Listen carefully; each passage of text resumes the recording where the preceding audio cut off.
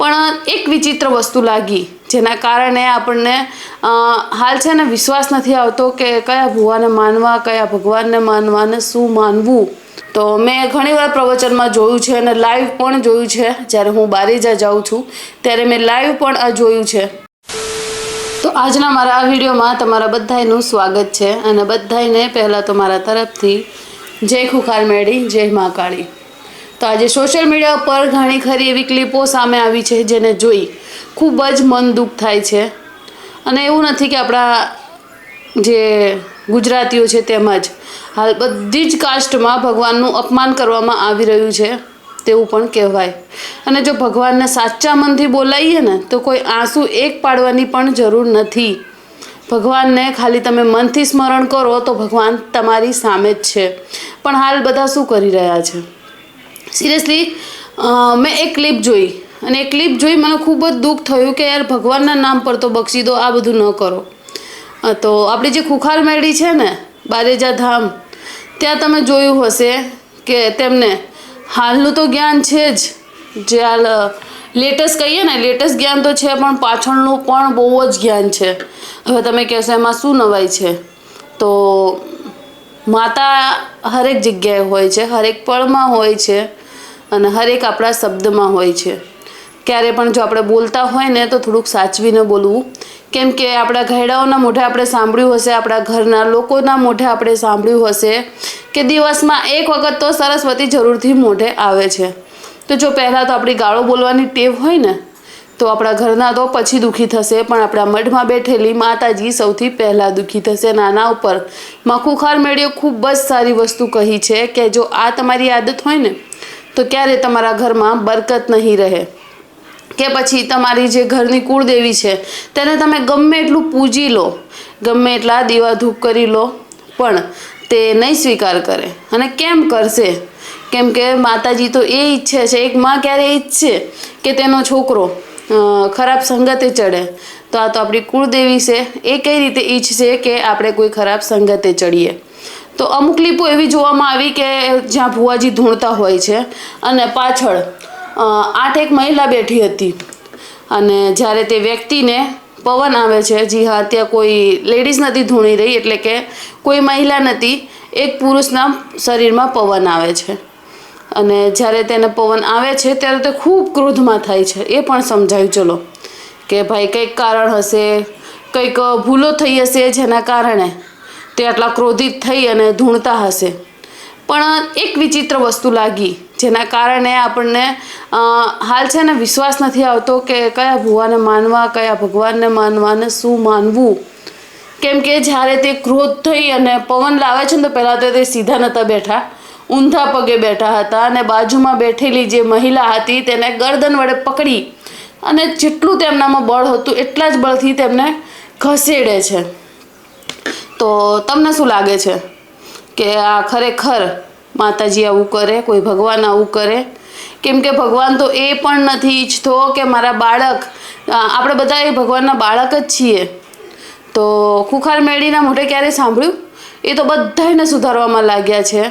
તો પછી આપણી જે કુળદેવી હોય કે માં ખુખાર મેળી હોય કે પછી તે ભાઈના શરીરમાં કોઈ પણ દેવ આવ્યું હોય, તો શું તમને લાગે છે કે ક્યારે કોઈ ભગવાન તેમના બાળક, આપણે બધા તેમની સામે એક નાના બાળક જ છીએ, જેમ કે આપણા નાના નાના બાળકો હોય ને, બસ તે જ રીતે આપણે ભગવાનની સામે નાના જ છીએ. ભલે આપણી એજ 80ની હોય, 40ની હોય કે 20ની હોય, ભગવાનના સામે આપણે આટલા જ છીએ. તો શું ભગવાનને ગમશે કે તેનું જે બાળક છે તેના આ લીલા નખમાં પણ દુઃખ આવે? તો તે ભાઈ તમે જુઓ, આખું તેમને ઘસેડી લીધું. અને હાલ ઘણી ખરી ક્લિપો એવી પણ જોવામાં આવી છે જ્યાં બે જુબાન સાથે શું કરવામાં આવી રહ્યું છે. તમને કયા ભગવાન એવું કહી રહ્યા છે કે તમે મને દારૂ ચડાવો કે પછી બકરા લાવો કે પછી ઓલું પેલું કરો? યાર વિચાર કરો. જેમાં માં ખુખાર મેળી આપણને ઘણી વાર શીખવાડે છે અને એમના ઘણા એવા પ્રવચનમાં આપણને સાંભળવા પણ મળ્યું છે જ્યારે સ્ટેજ ઉપર તેમના ભાવિ ભક્તો ખુશનસીબ કહેવાય જેનો નંબર આવી જાય છે. તો મેં ઘણીવાર પ્રવચનમાં જોયું છે અને લાઈવ પણ જોયું છે. જ્યારે હું બારેજા જાઉં છું ત્યારે મેં લાઈવ પણ આ જોયું છે કે માતાજીના પવન તો ઓછો આવે છે, કેમ કે માતાજી ખુદ કહે છે કે જો તમારી અંદર ક્યારે કોઈ પવન આવે તો તમારામાં તમારી માતાજીને જે મનાવવાની શક્તિ હોય ને એ અતૂટ હોવી જોઈએ. અને જ્યારે જો તમારા શરીરમાં થોડું પણ વાઇબ્રેશન લાગે તો તમે ત્યાં ને ત્યાં તમે કહી શકો છો કે ના હો, આ સહી જગ્યા નથી, આ યોગ્ય ટાઈમ નથી. તો તે માતાજી પણ સમજે છે. પણ એક ક્લિપ એવી પણ જોવા મળી જ્યાં એક ઘરેડા દાદા ધૂણી રહ્યા છે જેમને એક જ આંખ છે અને તેમને બે સાઈડથી પકડવામાં આવ્યા છે. અલા ભગવાન માતાજીને તો કાંઈ પકડવાની વસ્તુ છે એ ક્યારેય પકડાતા હતા? ત્યારે તે દાદા કોઈના હાથમાં જ નથી રહી રહ્યા અને જબરજસ્તી તેમની જોડે કેક કટિંગ કરાવવામાં આવ્યો છે. એટલે કે કેક એમનો જન્મદિવસ.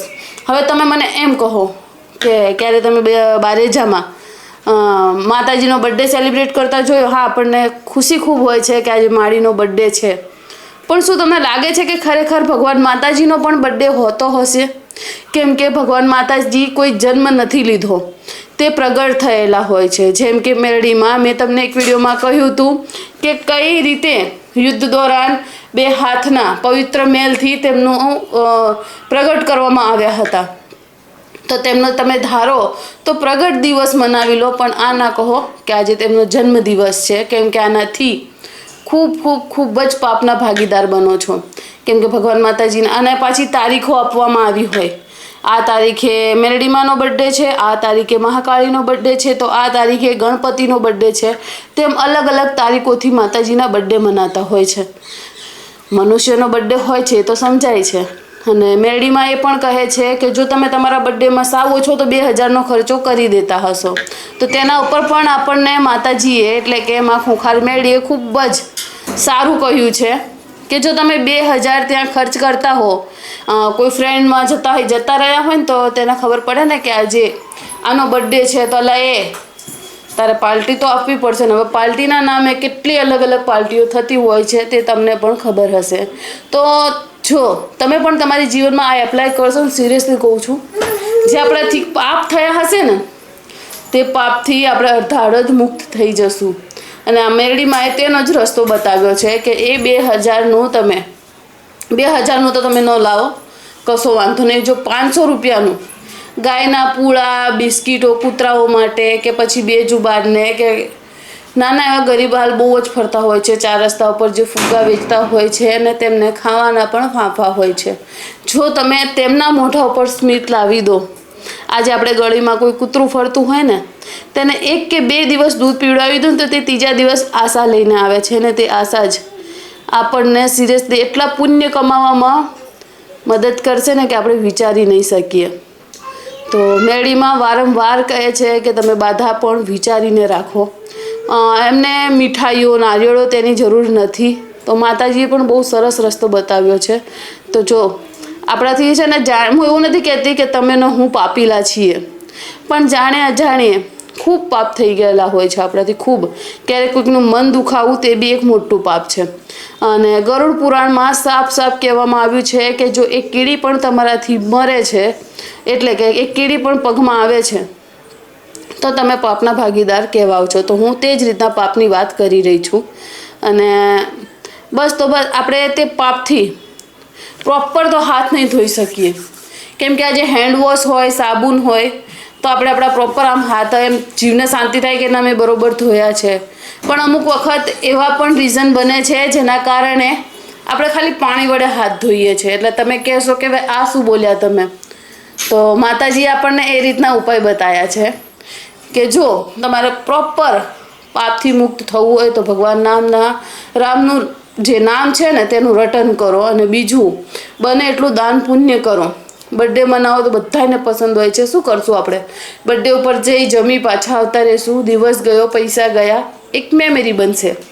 પણ એવી પણ મેમરી બનાવો જે આપણા જીવને સંતોષ આપે. આજે આપણે ઘણીવાર જોયું હશે કે મેરડીમાં કહે છે સ્ટેજ ઉપર આવેલા ભક્તોને કે તમારા ઘરડાઓની માતા છે, તમારા ઓલી માતા છે. તો તમે વિચાર કરો કે આપણા ઘરડાઓની માતા આજે આ યુગમાં પણ આપણી જોડે છે, તો આપણા ઘરડાઓએ કઈ રીતે માતાઓ પૂજી હશે? શું આજે આપણે તેનું 5% પણ પૂજી શકશું? કેમ કે આજની પબ્લિક તો બહુ જ વ્યસ્ત છે. તો ઉમ્મીદ કરું છું કે તમને સમજમાં આવ્યું હશે હું જે બોલી.